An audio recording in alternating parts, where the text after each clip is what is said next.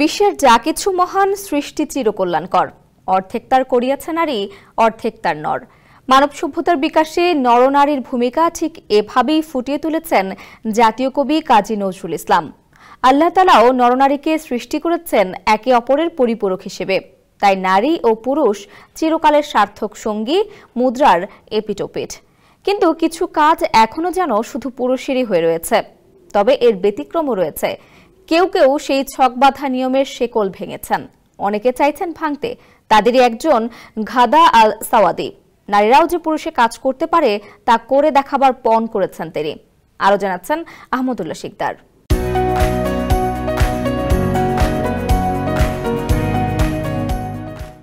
সব বাধা অতিক্রম করে চ্যালেঞ্জিং কাজকে পেশা হিসেবে বেছে নিয়েছেন ২০ বছর বয়সী আল সাওয়াদি। তিউনিশিয়ার এই তরুণী দৃঢ় সংকল্প আর নিজের দক্ষতা দিয়ে কর্মকার ও ওয়েল্ডিং এর মতো কাজ করে যাচ্ছেন অনায়াসে। পুরুষের আধিপত্য থাকা এই পেশায় তিনি নিজে থেকেই এসেছেন, আর তাই সোশ্যাল মিডিয়ায় এই কাজের প্রচারণা চালান আল সাওয়াদি নিজেই। আল সাওয়াদি সিদ্ধান্ত নেন তিনি মেশিনারি অ্যান্ড ইন্ডাস্ট্রিয়াল ইনফরমেশনের উপর বিশেষায়িত প্রশিক্ষণ নেবেন। সেই ভাবনা থেকেই একটি ভোকেশনাল ট্রেনিং ইনস্টিটিউটে ভর্তি হন তিনি। সেখানে কর্মকার ও ওয়েল্ডিং শিখছেন আল সাওয়াদি। তিনি একমাত্র তরুণী যে এই ট্রেনিং নিতে প্রতিষ্ঠানটিতে ভর্তি হয়েছেন।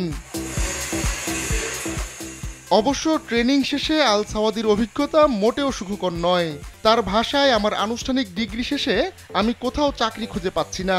আমি মেয়ে, তাই তিউনিশিয়ার কোনো প্রতিষ্ঠানই আমাকে চাকরি দিতে চাইছে না। অনেক প্রতিষ্ঠান তো আমাকে তাদের অফিসে ঢুকতেই দেয়নি। চাকরি খুঁজতে গিয়ে প্রতিবারই আমাকে শুনতে হয়েছে মেয়েদের জন্য এই পেশায় কর্ম খালি নেই।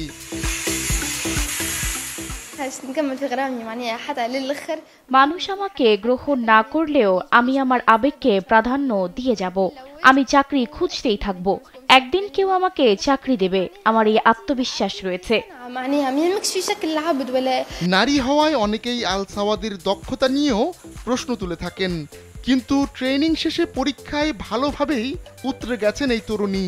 এমনকি কানাডার কর্তৃপক্ষ আফ্রিকায় প্রথমবারের মতো যে মূল্যায়ন করেছিল তাতেও ভালো করেছেন আল সাওয়াদি। এজন্য তাকে ইন্টারন্যাশনাল প্রফেশনাল কার্ডও দিয়েছে তারা।